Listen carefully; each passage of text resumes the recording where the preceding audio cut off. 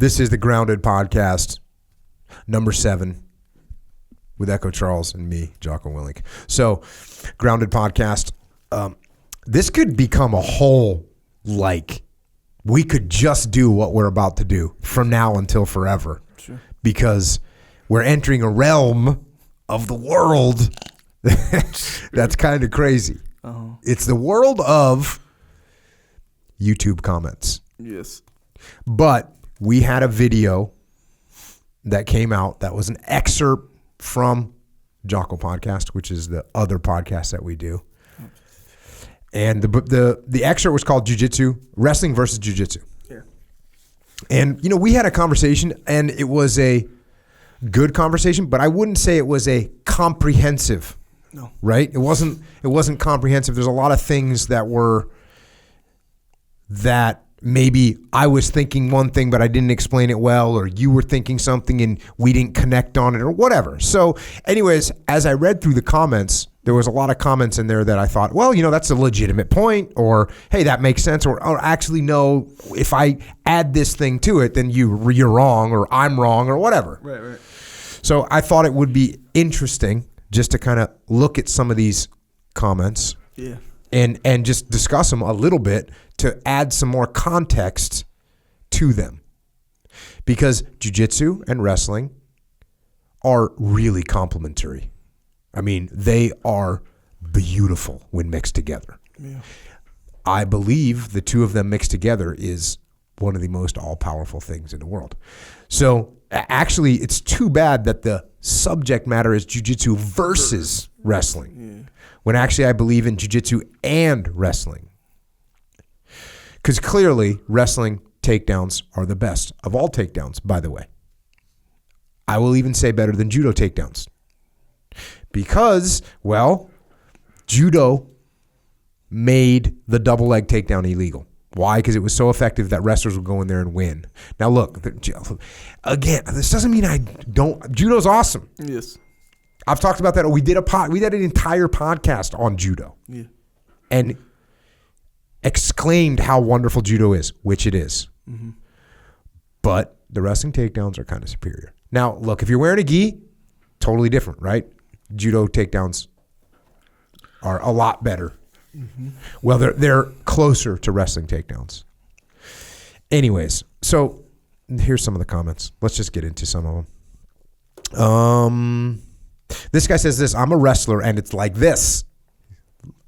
He's authoritarian about it, right? Wrestling will give the aggression, the muscle memory to stay on your feet, never be on your back, get off the ground quick, as well as strength and cardio from wrestling.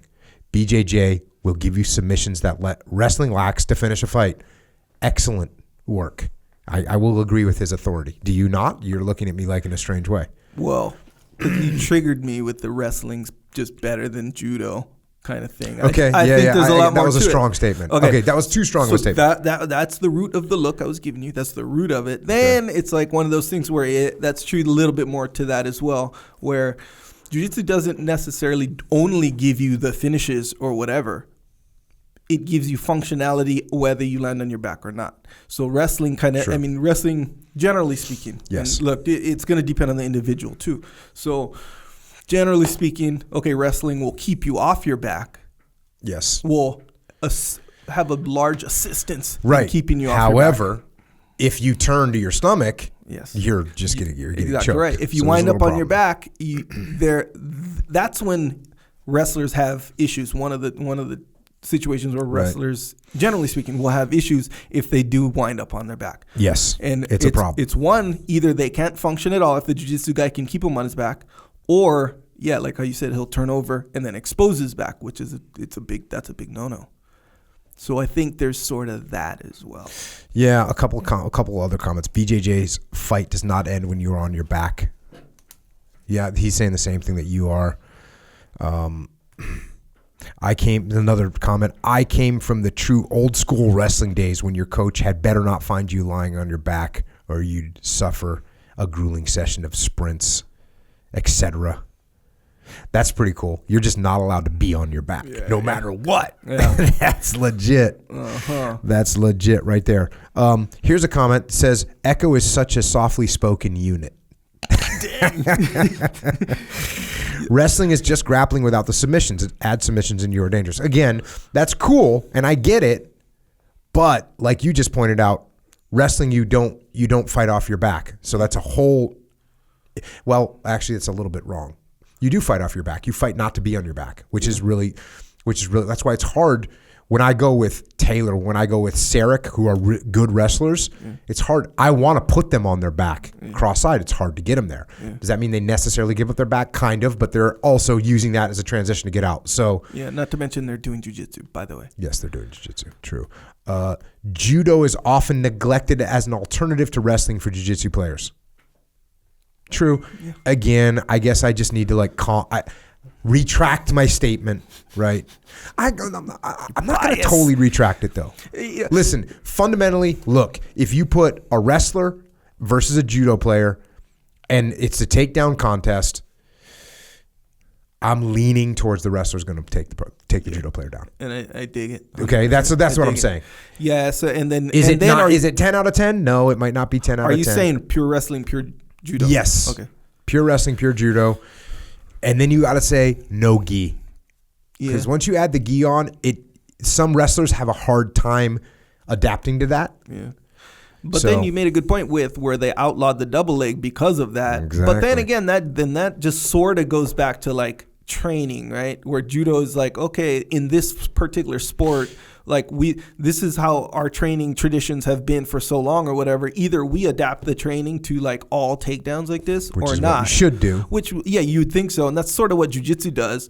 But in a judo scenario, or apparently in the judo scenario, they were like, hey, rather than adapt training and make takedowns part of like judo, maybe their tradition was too strong or whatever, they just outlawed it in competition, which is weak. And I've talked to judo players, high level judo players, that are like, yeah, that was a bad move. It's not good for the sport. Just like it's not good for the jiu-jitsu sport to outlaw reaping on the knee, which sounds like this horrible thing. It's totally normal, and you should be allowed to do it. So there's that. This guy says, I was the smallest Marine in my unit, and I beat everyone matched up with me with no official grappling experience besides being an all-state wrestler. I never knew how much wrestling helped me until I was against some of the biggest Marines around. Yeah, that's a given. Yeah, that's a given.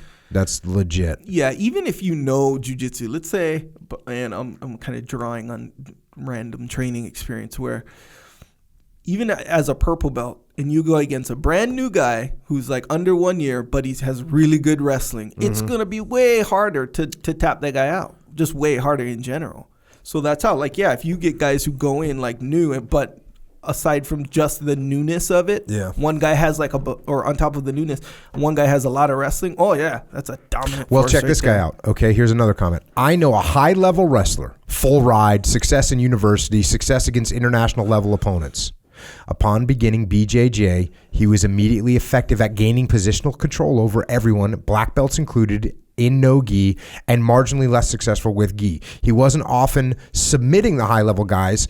He knew how to squeeze someone's neck, but with the point system of BJJ, he was winning more often than not. He would himself occasionally get caught in triangles and arm bars.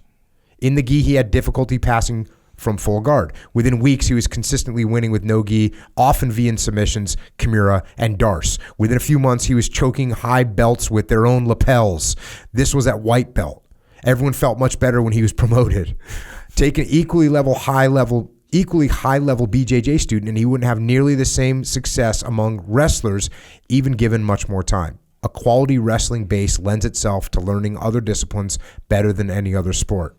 Edit, I'll add that one day in no gi and the high-level belts quickly had no qualms going for heel hooks. Okay, I pretty much agree with this. Yeah. Bro, because here's the other thing. This guy, this wrestler that he's talking about, was an athlete. Yeah. Right? This guy's a collegiate athlete that had success against international. This dude's a badass. And he said straight up full ride. That's what he said. Yeah, full ride. Right? And he said success against, that means beating international level opponents. Yeah. This is not a normal human. No. Right? This guy's a mutant. And he wrestled his whole life. Yeah. Right? Of course, he's going to look. No one's denying this. I think this is just a great comment. This is why you should have your kids wrestle. Yeah, except for the last, like, kind of his conclusion. when he was like, "Oh yeah, since it applied to this one like spectacular guy, it applies to everybody." Okay. Yes. Correct. So I wouldn't. Because let's face it, I've gone with wrestlers, good wrestlers, that don't adapt well to jiu-jitsu. And they are not hard to submit. Yeah. And I see a purple belt submitting a high-level wrestler because they don't have the right kind of adaptability. Yeah.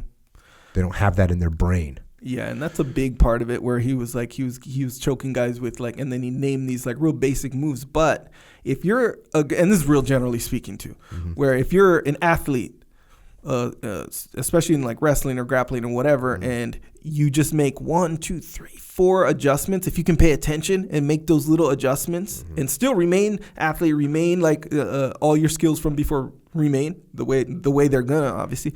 You can find that kind of success, especially with like you ever seen these guys every once in a while, like you'll get these like badass wrestlers and they'll come in and they'll just guillotine everybody because they're used to that front headlock. Yeah. That's part of wrestling, you know, and they'll just, let me just make this small adjustment and do it to everybody. Yep. And that gives them practice. And then you throw the cow catcher in there, which is another wrestling move, the cow catcher to the cobra choke, right? Yeah. That's a wrestling move all day long. Yeah. I see kids use that on the wrestling mats, and all of a sudden the wrestling mats become the wrestling mats of justice. Here's another good point. When my daughter was wrestling, she would have, like, I got to know, all the other girls that wrestled that were good wrestlers. And most of the girls, this is in San Diego, which San Diego has really good wrestling for boys for sure. There's some high schools in San Diego that are recognized kind of across the country as really good wrestling. Actually, where Sarge went, Poway High School, they're recognized. Everybody knows Poway wrestling. But the girls, so there's some areas in San Diego where you have the long-term plan where you kids start wrestling really young. When my daughter was wrestling, when she was like a junior and senior in high school, the other girls that were really, really good, almost every single one of them, as I would talk to them, they almost all came from jiu-jitsu.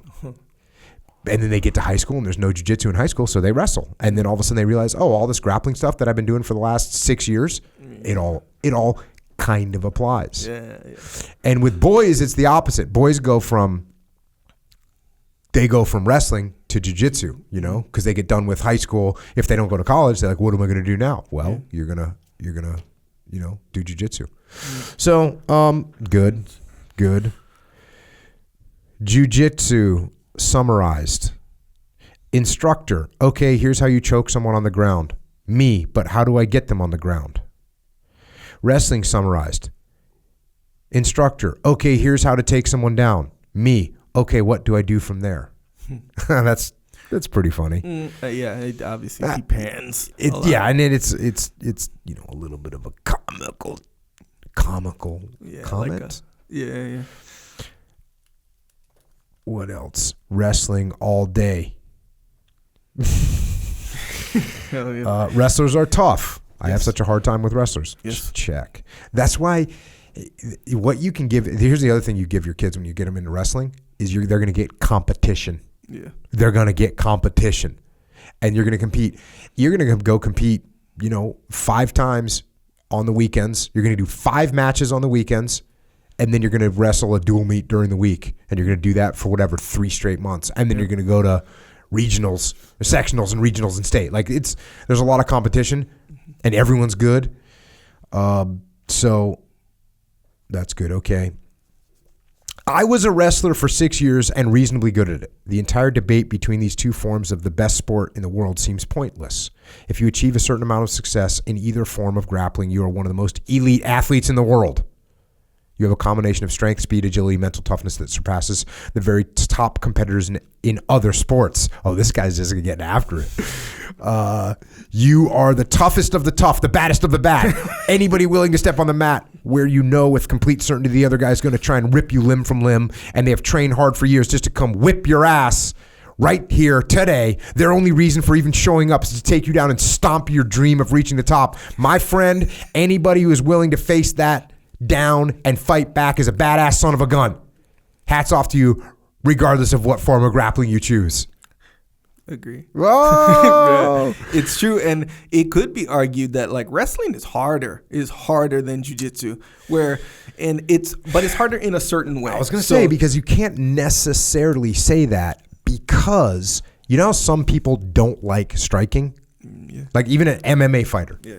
An MMA fighter that he does not look forward to sparring. He does not look forward to it at all. Yeah. Doesn't look forward to getting hit. Yeah.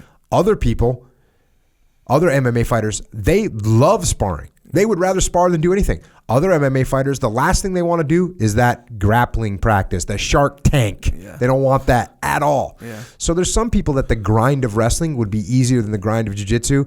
There's some people, vice versa. However, that being said, if the broad statement is wrestling is air quotes harder, I'm going to have to say yes. Yeah, it's harder work. Harder work. Yeah. Harder grind. Yeah. So there's no... Jiu-jitsu seems like harder because it's like this never-ending like chasm of like problems and trying to solve them. And once you solve one, it reveals two more. It's like just endless. So that seems hard.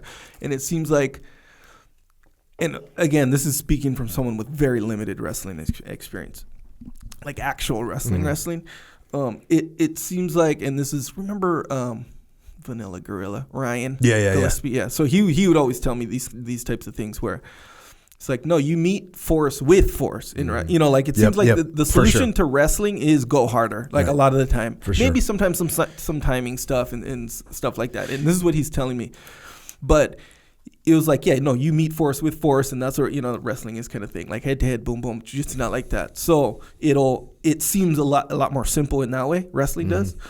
But the work it takes, like you roll with a wrestler, but you get ready to work if you want to fend him off. But then on top of that, even in jiu-jitsu, you can sort of figure your way around the work, if you're clever enough.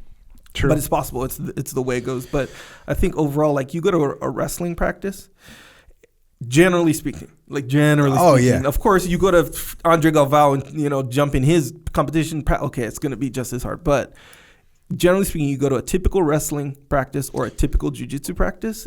I would guess. Yes. You're correct. You're correct. Yes, you're correct. That's why wrestling is great to get your kids into. Yeah, you're used because to they're going to get that grind. Yeah. The people that they did this big research to find out who makes it through SEAL training. The only two things that they found that gave any sort of indication was guys that wrestled and guys that are from New England. Seriously, that's crazy. And it wasn't a huge deal. The only but whenever I go to a wrestling tournament, the Marine Corps is always there recruiting. They know what's up. Yeah. This guy says, "Where's my judokas at?" Yeah. Nah, not getting much. Yeah, judo's awesome. Judo's the root of jiu-jitsu. Come on, man. Yeah, and that's the reason that I was like, don't necessarily just say, because wrestling, let's face it, like you do have to have athletic ability. Like the less athletic ability you have, the less successful, kind of generally speaking, the less success you'll find in wrestling compared to jiu-jitsu. Or even judo. I know competition judo, of course, like any competition situation, the more athletic you are, the more success you're going to find for sure. But as far as just doing it and being successful, like with the moves or whatever, it seems like, and I've done judo before, where, not that much, but I have done, it seems like if you know the moves and the timing and the little, this, it seems like the raw athletic part of it, power, strength, speed, is less important. Not to say unimportant, but less important than wrestling. I think wrestling has the highest level of importance around athleticism. I think judo is number 2, and that's not a very big margin, and jiu-jitsu is the 3rd. Yeah, I would say that would be my guess as well. I did wrestling in high school. I also had about 5 years of Japanese karate and aikido. The couple of times in my adult life where I was forced to defend myself, it was the wrestling that saved me. We didn't know about jiu-jitsu back then. I was the president of my university's MMA club, and I also formerly wrestled in high school. It was so difficult teaching my guys to wrestle. They constantly challenged the notion of fighting off pins and fighting to defend, to get takedowns. They failed to see the efficacy of it, and it was nearly impossible to teach them because they constantly wanted to pull guard or easily went to their backs. They rarely fought for takedowns. It's extremely hard to teach someone who has that jiu-jitsu background the importance of simply wrestling. the only way I could was by smashing them and forcing them to learn. Yeah, it definitely. The thing is, jiu-jitsu is so much decided on the mat that to spend a bunch of time and effort fighting for the takedown, as they say, you could do the pros and cons. Like you could do an analysis, pros and cons, to see whether it's worthwhile or not to exert X amount of energy in the takedown, and you're probably going to get the fact that no, it's actually not worth it. Yeah. Which is the sad truth for jiu-jitsu, right? Yeah. The sad truth for a street fight is if you don't know how to defend a takedown or you don't know how to put someone on the ground, if you need to, that's a real problem. So yeah, jiu-jitsu, I hate to say this, but there's like a thread of laziness in it, right? And actually, this when we were at the camp, I was making fun of myself saying like, oh, this is the lazy way to do it, so I like it. Mm-hmm. And people would say, no, it's energy conservation, right? It's efficient. It's efficiency. Yeah. There's so much efficiency in jiu-jitsu that you can use it as a crutch to be like, cool, I'm just going to pull guard and it's all good. I'll figure this out once we're on the ground. Yeah. Yeah. And when you think about it, given a certain philosophy, that's a good thing where, do we want to expend all that energy for the sake of winning a very specific fight within a fight? By the way, I end up on top and I'm at an advantage, but depending on the guy on the bottom, I may or may not be it. It's an interesting calculus to figure out that part of it. Yeah. Look, but here's the deal. Ultimately, we know the takedown and being on top is better. That's just the superior thing, right? We just know that. Yes. Is it better in each individual specific scenario? Like if I'm going against a wrestler, how much time, like a good wrestler, how much time am I going to waste trying to take him down? Not very much. Yeah. Because I'd rather get to the mat where I can get busy. Yeah. Now I'm going to make him work for it. There's a significant chance he's going to pay a dear price getting the takedown. Yeah. But for me to think, oh, I'm going to take him down? No. Yeah. Yeah, you sort of just test the waters and then kind of go from there with the takedown situation. Yeah, like how you're saying, like, okay, how much is it worth it, right, to fight for the takedown or even defend the takedown some of the time where you're going to waste a bunch of energy. Yeah.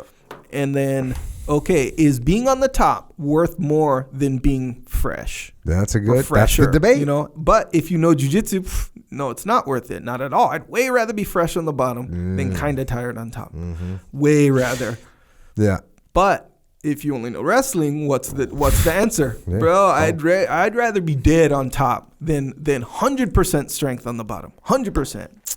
Typically, that's the case. Here's a good one. I am Australian, played rugby my whole life. I picked up wrestling straight away. It's not difficult for me. Jiu-jitsu, on the other hand, I really struggle off my back. I'm okay on top controlling people, but put me on my back and I'm screwed. I usually just resort to scrambling and wrestling to get to my feet, especially. So there you have it. Some people that have the genetic disposition to be wrestlers, it's hard for them to learn jiu-jitsu. And there's people that are the other way. Yeah.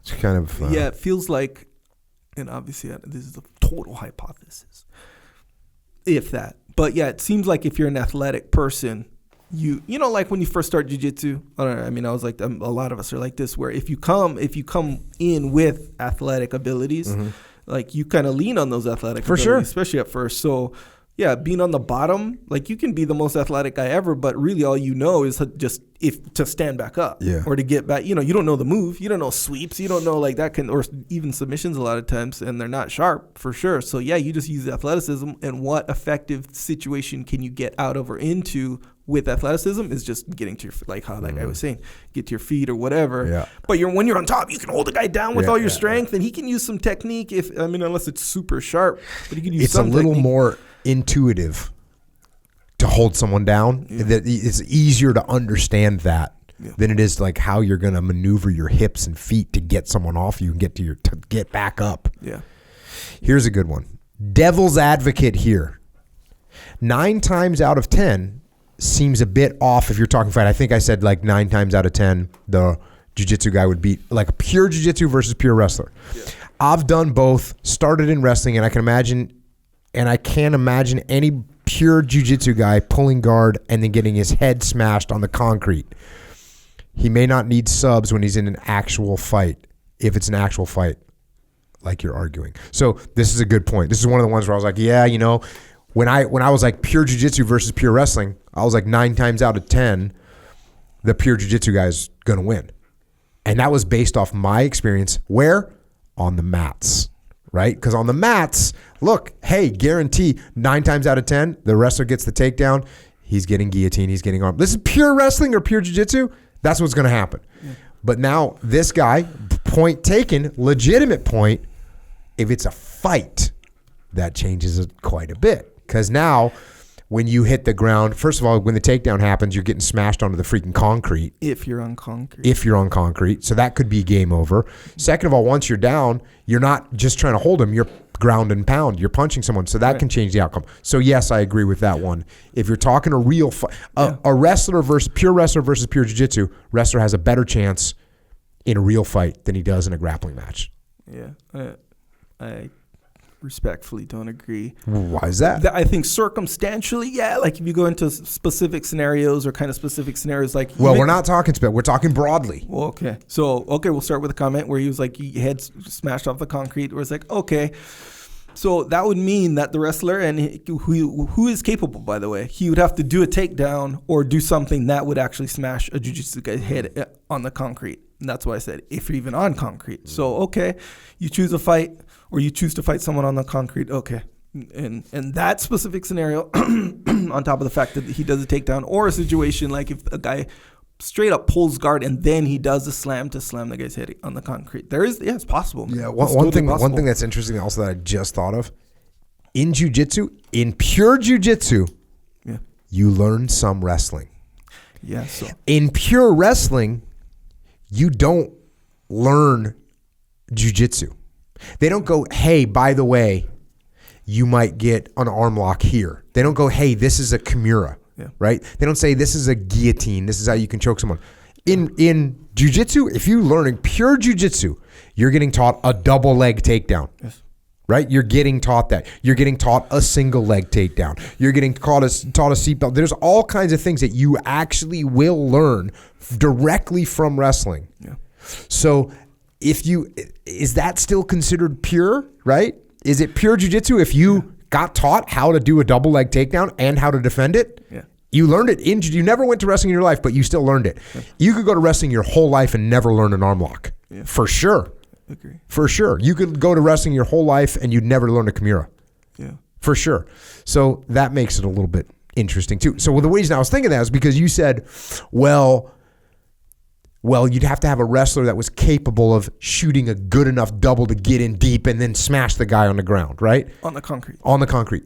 And then I thought, well, what's interesting about that is anyone that's been training jiu-jitsu for a little while knows the double, knows the counter, and he's not gonna be able to counter it great, but he's gonna at least know it. It's not like it's a blind situation. At the very least, he's gonna know how to not get his head smashed on the concrete or the grass or wherever they're fighting. At the very least, and then that brings you to the question, like, okay, what do you mean pure jiu-jitsu versus pure wrestling? So it's like, are they on the same level? So let's say a level 10 wrestler versus a level 10 jiu-jitsu guy.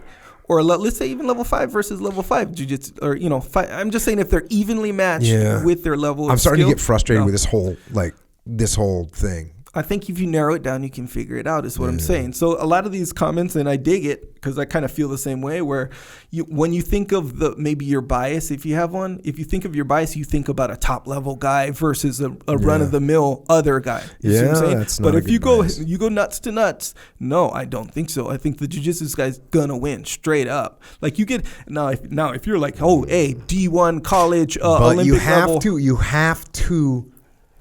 have to concede the fact that a jiu-jitsu guy, let's say on the mat, grappling match, 9 times out of 10, jiu-jitsu wins. Pure jiu-jitsu against pure wrestling.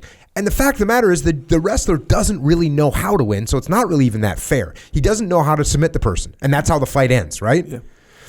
So 9 times out of 10, sure, maybe the guy grabs his head and can crank on it, whatever. Mm-hmm. Would you not concede to the fact that if you now go straight a fight, that the wrestler has an advantage? Because check it out. Because let me say this to you. Now what's the wrestler going to do? He's trying to punch this guy in the head. Yeah. He's not necessarily trying to take him down. Now, if he's a really good wrestler, his instincts are going to be to take him down. So, again, that's why it gets frustrating because we start just going into hypothetical upon hypothetical upon hypothetical, all of which leads to do wrestling and do jiu-jitsu and combine and grapple and train and strike and do Muay Thai, do everything. Yeah, agree. Boxing. Agree. Because a good wrestler, like a good jiu-jitsu guy that has boxing, right, is so much better off than like you could just go down all these different paths. Yeah. The paths all say train everything. But go. It's not what we're talking about right now. I know. But in here, okay, so I talked to Keenan Cornelius. You might know him, San Diego guy. Yeah. And he made a good point with it where people are so, or we all are actually, are so quick to be like, yeah, like jiu-jitsu, like they're only going to be using like all their jiu-jitsu moves that they use in the tournament in a street fight. Like no one's gonna like try to jump a flying triangle on a guy in a street fight. I always make that clear. Yeah, so like your jiu-jitsu becomes real basic in a street fight, real basic, and most of the time, I would argue anyway, no one's gonna do some move that's gonna put them at risk of getting their head slammed against the round. No one's gonna do that. No one's gonna jump guard. For sure, you never jump guard onto someone in a street fight. Doesn't make sense. I mean, put it this way. You'd have to be really dumb to do that. Right, yeah, just not knowing. It's just not really, So that, and I think at the end of the day, when you really think about it actually playing out, I don't think that, generally speaking, 9 times out of 10, as it were, I don't think the jiu-jitsu guy would suffer all these things that people think he would. Well, you can't say that because I'm saying he's going to win 9 times out of 10. Okay, you're saying, what are you saying? It's 10 out of 10? And I'm saying 9 times. Nah, I'll agree 9 times out of 10, even in a street fight. If not 10 even in a street fight. If they're evenly matched, yes. Will you concede this? The wrestler has a better chance in a raw street fight than he does on a grappling match. Yes. Okay. I would say that. Yes, sir. And anybody that's sitting there going, just wanting to call BS on this whole thing because you believe that, look, this has already been proven. Wrestling with 1 month of jiu-jitsu is a total game changer. Yeah. It's a total game changer. Yes, sir. It's a total game changer. So, and consider too, and this is by no means proof, but it's an indicator. It's evidence. Like, UFC 4, Royce Gracie, Dan Severn, outweighed, badass wrestler, not a beginner wrestler. In fact, you could even argue that Dan Severn's level of wrestling was higher than Royce Gracie's level of jiu-jitsu. It could be argued. Yeah, well, especially if you compared Royce to the level of jiu-jitsu today, which the level of jiu-jitsu today is higher than the level of wrestling. Jiu-jitsu levels have gone up more than wrestling levels have gone up in the past, whatever it's been, 20 years. Yeah, and I don't doubt that either. So consider that fight. Royce Gracie, 100, whatever, 80 pounds, however much Dan Severn, 240, 250, whatever he weighed. 15-minute fight, by the way. So there's some mental toughness in there. And Royce Gracie won. Submission. So, the reason that you say, oh yeah, wrestler would have a better chance in a street fight than in a grappling match is because you can do these things that are kind of intuitive, like punch and elbow, and do these things that you don't need that. You need some training. I think training does help for sure. For sure. But if you're never trained in punching and elbowing or whatever, you can still effectively punch and elbow somebody. So that's what kind of gives it more semi-effective. Yeah, it makes it more effective than not doing it. Yeah. But so, like a person that has never learned how to throw a punch before or throw an elbow is marginally effective compared to somebody that actually knows how to box. Comparatively speaking, totally different. Comparatively speaking, I do agree with the fact that yes, a person that's never trained how to box before can throw a better punch than someone that's never done jiu-jitsu can do an arm lock. Yeah, there's zero chance that they're going to get a knockout or get an arm lock. Exactly. So when you throw that into the mix, when I started jiu-jitsu, my first day of jiu-jitsu, I weighed 225 pounds. I was into lifting and that kind of stuff. Never was trained in boxing or anything, but I know, or just don't even take me, take anyone who's like athletic and kind of big, put him mounted on somebody, no jiu-jitsu training, mounted on somebody, say beat him up, punch him, elbow him, or whatever, no training in boxing or elbowing, beat him up. Oh, he'll beat you up big time. Wait, does the guy on the bottom know jiu-jitsu? No.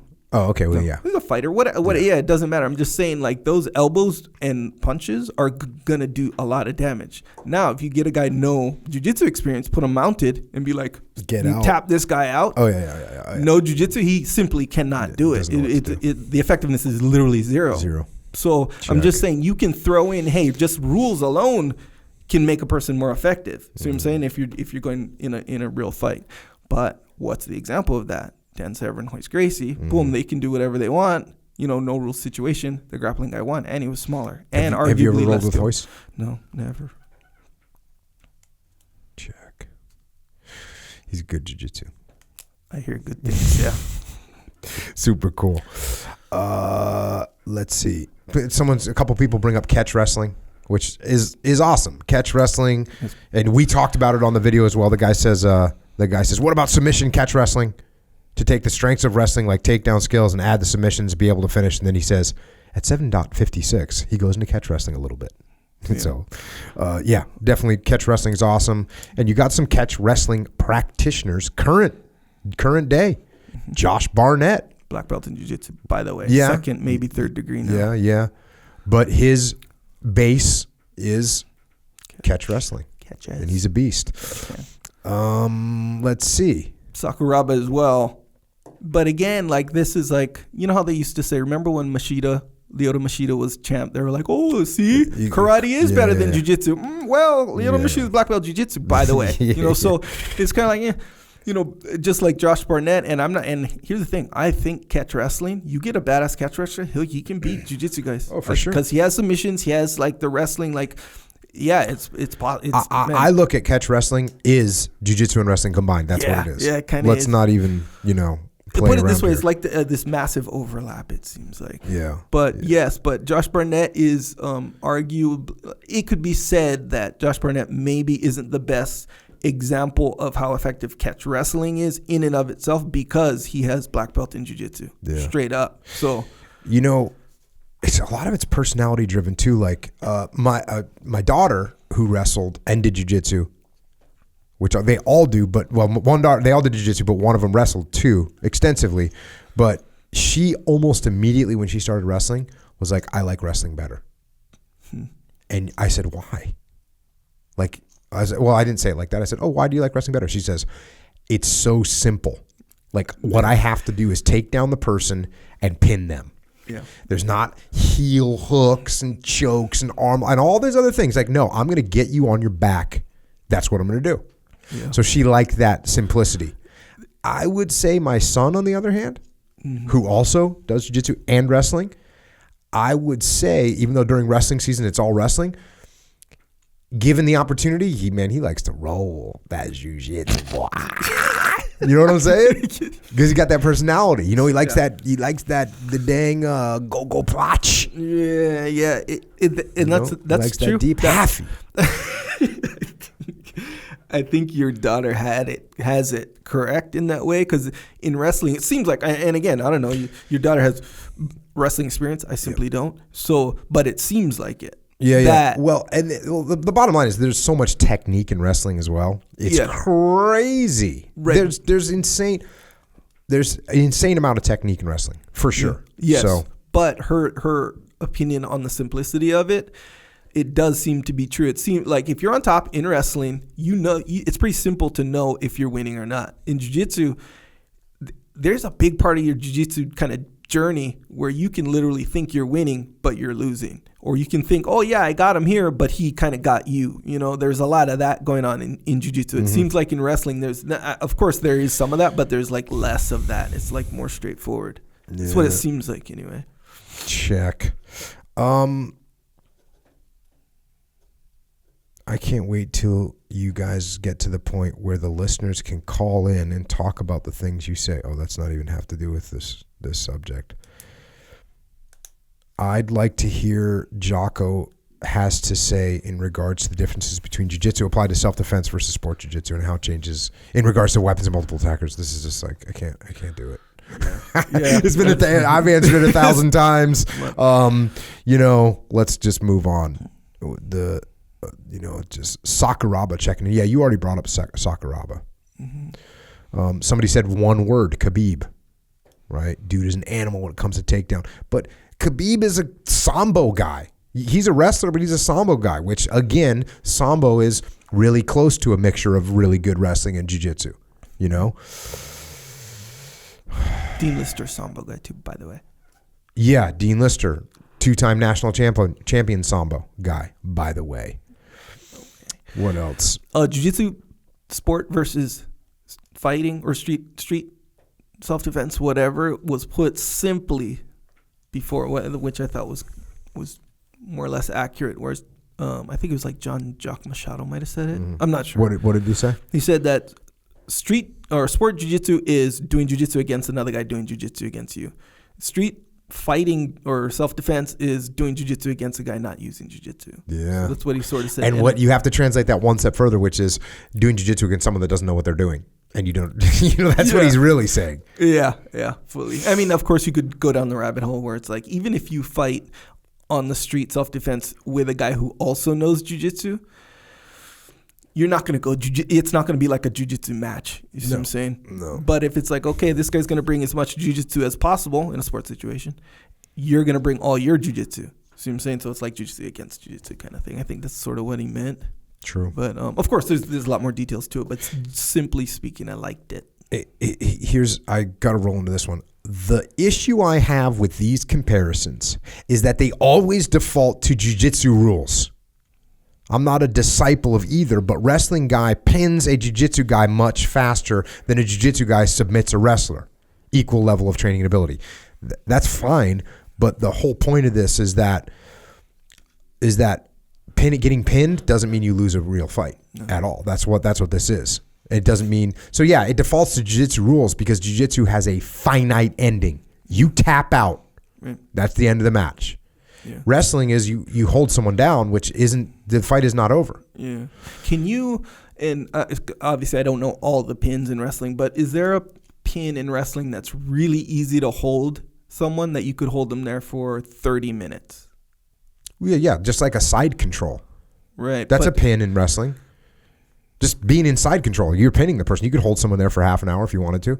Yeah, but wait, are you saying in the rules? No. Oh. Yeah, no. I mean what you think I mean. Like, is there a one that exists? Because like side control, okay. I mean, to pin a guy where he can't move in side control takes you can't do that for 30 minutes. Like you can lay on him for 30 minutes and he'll have opportunities to escape within 30 minutes. See what I'm saying? I think that I could hold many people in side control on their back pinned for 30 minutes if that was the test. Yeah, you could because your side control is good, but you wouldn't be holding their head as hard as you possibly. You know how someone has a tight side control, the moment where someone's trying to get their points. You know that first 3 seconds. Okay. That seems like anyway.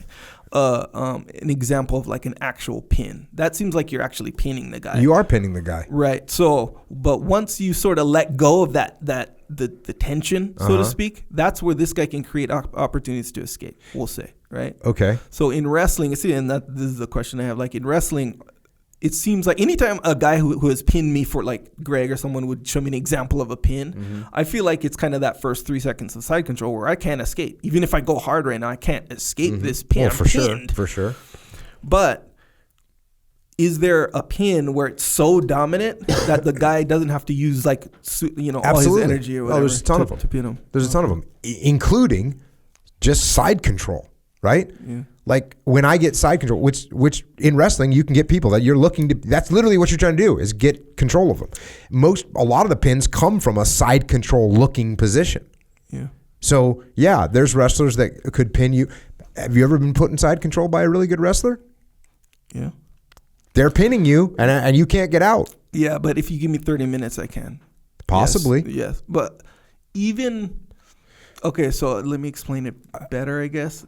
Okay, so even you put me in side control, right? You put me in side control. Yep. I could spat. I'm not saying when you have me in the tension, shoulder in the jaw, that first 3 seconds of side control. The regular side control. Yep. You're trying to hold me there for 30 minutes. Absolutely. I could, if I'm strong enough and have enough energy, I can spaz and get to my knees. I'll get choked, 100%, yes. But I could get out of the side control. Yeah, I don't agree with position. that. I don't agree with that. I think if the goal, if the goal for me was just to hold you in side control, you could get out, but there's at least a 75% chance that half an hour goes by and you're just down there in side control exhausted. Yeah. So do you think, and even if that were true, which I'm not going to say it's not true necessarily. There's been remember when you were claustrophobic for a while? Yeah. Okay. So There was times where I would just hold you in side control just to make you suffer and try and help you overcome that issue. Right. Thank you for You're achieving that, by the way. But nonetheless, and believe me, it would maybe 30 minutes didn't go by, but like 8 would go by. Right. And it wasn't like your chances of escaping were increasing as time went on because I wasn't getting tired. And this idea that I was up there gorilla gripping, no, it's like it's my weight and gravity. But it's not just your weight. It's like you're adjusting your weight, you're shifting everything. Actually, and when I reverse make a move, this. if If you got a good side control on me, and then you were like, okay, my goal is just to hold you, you could hold me there for a long time. In fact, most of the time when I escape from someone, it's because you got to bait them with something else. Right. If you were like, hey, I'm not going to go for any of these little arm exposures that Jocko gives me, all these neck exposures, I'm not going to take them. I'm just going to hold them here. It would be really hard for me to get out. Yeah. Really hard. Okay. I would have to psychologically torment you to where you go for something and then I get out. Or even like a mount. You ever had a judo guy get like the scarf hold on you? Yes, sir, I have. Yes, sir. You're not getting out. You have to let them. You have to give them something that they think that they can take to get them to maneuver. Yeah. So there's a hole that hopefully opens up. And if they say no, I'm not taking the bait, you're just going to sit there longer. Yeah. Just wait longer. Bro, that's true. I felt the claustrophobic. Like when you said a good judo guy with scarf hold with the gi. That's rough. So in jiu-jitsu zone, okay, moving one step kind of further then. So in jiu-jitsu, like if you get a guy back mount body lock on him, one over, body one lock, under. Body lock. Meaning we have body triangle. Okay. Yes. One over, one under as far as arm position on your back. You could stay there for a long time. Straight up, and the guy would have no recourse. He could move around maybe a little bit more, but there's a lot of those weird, like they're not necessarily pins, like pin the guy on his back, but you get into these positions that the guy simply can't get out of.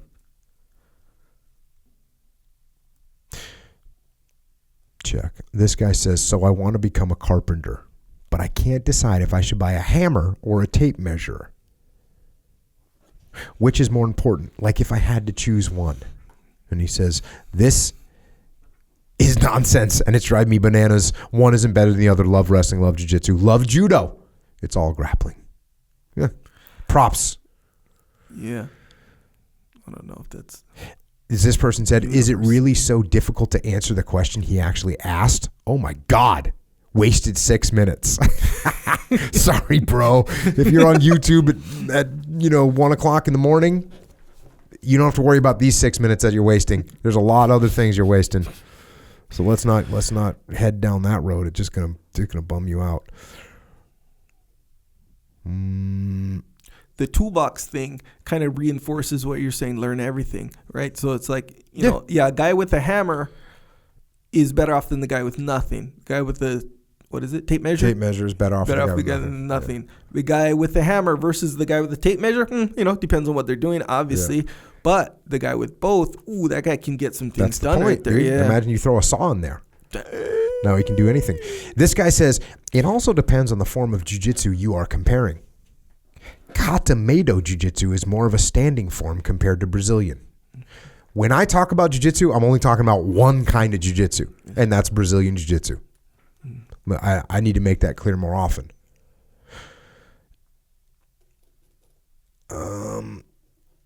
What else? This guy just said beautiful answer and discussion. There you go. Props. Well, we give you a little bit more here. Another little taste on that grounded podcast. What else? I'll read one more of these things before we just completely beat this dead horse. Oh, yeah, there you go. To answer the question in real world practice, Ben Askren versus Damian Maia. Ben Askren is a god-tier Olympic wrestler. He was put to sleep by a god-tier BJJ practitioner. Whatever.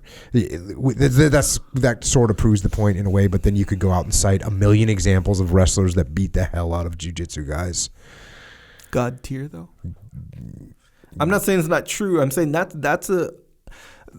to me, when they use examples of this person versus this person, whatever, there seems to be more to it than that, because Damian Maia has good wrestling as well. Maybe not like at the same level as Damian Maia, but it's kind of like the Josh Barnett situation where it's like, catch wrestling is catch wrestling. It's so good that he just beats and taps out Dean. But it's like, well, yes, he has good catch wrestling, but he has black belt level jiu-jitsu as well. So even, Damian Maia, even though he did tap him out, but he does have wrestling. See what I'm saying? So it's like, it's not what do you call, like a clean it's not experiment. Pure. It's not pure. It's not pure one or the other.